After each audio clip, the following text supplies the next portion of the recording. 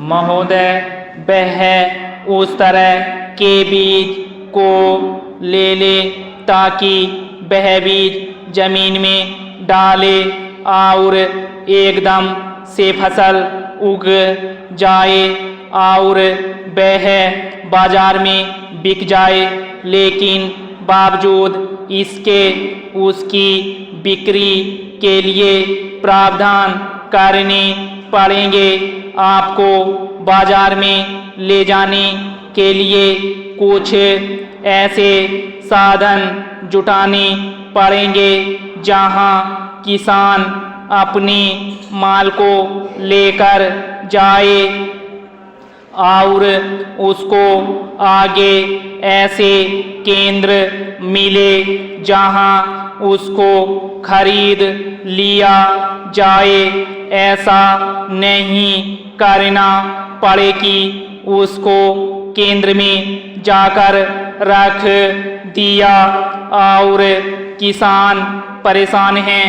मैंने खुद भी अपने गोदाम में आलू डाल दिया, लेकिन इतनी कीमत उसकी नहीं मिल रही है कि हम उसका किराया दे सकें और आलू को निकालकर अपने आप प्रयोग कर लें या बाजार में बेच दें। ऐसा कोई केंद्र होना चाहिए ताकि उसकी खपत उसमें हो जाए। यह सरकार की जिम्मेदारी है कि वह हर किसान की फसल की खरीद की जिम्मेदारी ले और हर किसान को ऐसा आश्वासन दे कि अगर उसकी फसल को किसी तरह से प्राकृतिक आपदा से नुकसान होता है या उसको कीड़ा खा जाता है तो किसान को उसको इतना प्रतिशत मुआवजा मिल जाएगा।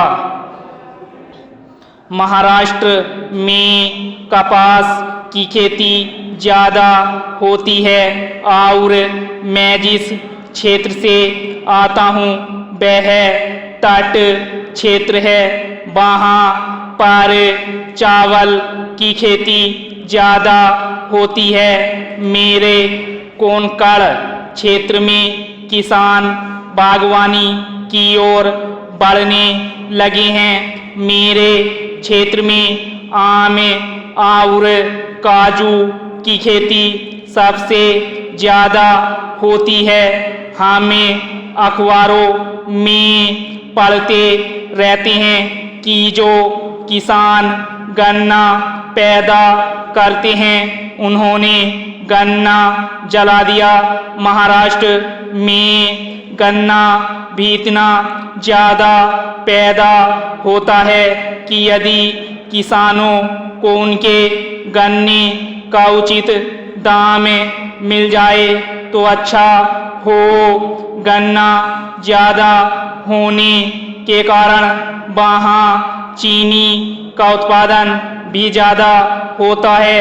गत कई वर्षों से महाराष्ट्र में यह मांग होती रही है कि चीनी निर्यात करने का अधिकार राज्य को मिलना चाहिए।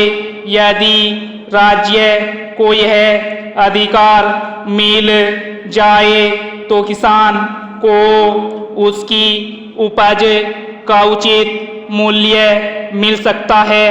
इसके साथ ही कपास का उत्पादन अधिक होने के कारण इसके निर्यात की बात आती है।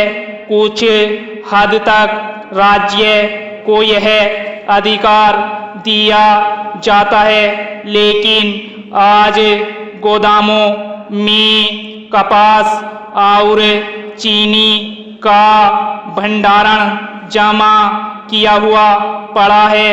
यदि इसके लिए भी निर्यात का अधिकार राज्यों को दे दिया जाए तो किसानों को बहुत फायदा मिल सकता है।